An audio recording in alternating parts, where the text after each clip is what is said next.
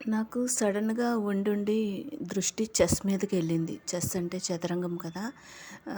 దాని గురించి మీ అభిప్రాయం ఏంటి గురువుగారు అంటే, ఆహ్, ఆయన అన్నారు, మన యొక్క ఆలోచనలు ఏదైనా అది అమల్లో చేసేటప్పుడు, ఒక అడుగు ముందుకేసేటప్పుడు ఆలోచించకపోతే ఎదురుగుండా ఉన్న ఆ యొక్క సైన్యం మన మీద దాడి చేస్తుంది. ఆ సైన్యం ఎవరంటే మనం శత్రువులు అనుకుంటాము. కానీ మనలోనే మనకి కనిపించకుండా బయటికి వచ్చే ఉన్నాయి కదా! నవవిధమైన భక్తి మార్గాలతో పాటు నవవిధమైన దోషాలు కూడా ఉంటాయి. హరిషడ్వర్గాలు అంటారు. అవి బయటకు వస్తూ ఉంటాయి.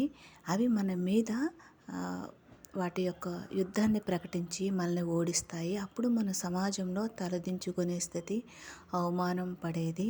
తరువాత పోనీ అని కష్టపడి విజయం సాధిస్తే అహంకారం అనే పొగరుతో ఉన్నది ఇవన్నీ ఆవహిస్తూ ఉంటాయి అని. అని నిజంగా నాకు అబ్బా! ఇంత డీప్‌గా అర్థమవుతుందా? అది మనం పూజించే దేవుళ్ళ విషయాలు అవనివ్వండి, ఒకళ్ళు చేసిన తప్పుకి ఆ అడుగులు వెయ్యడము, ఆ పాదాలు కదపడము, ఒక్కొక్క సైనికుడు, గుర్రము, మంత్రి ఉంటాయి కదా శకటం, అవి కదిపే విధానం సరిలేకపోవడం వల్ల ఇప్పుడు అందరూ కష్టాల్లో చిక్కుకున్నారు. ఏదైనా సరే మనం ఆలోచించి చెయ్యాలి ఏం చేసినా అని. ఒకటి మతపరంగా అర్థమయ్యింది. 2 మన మనసు, మన ఆలోచనలు, మన నడవడిక కూడా ఆ యొక్క చెస్ గేమ్‌లో ఉంది అని అర్థమైంది.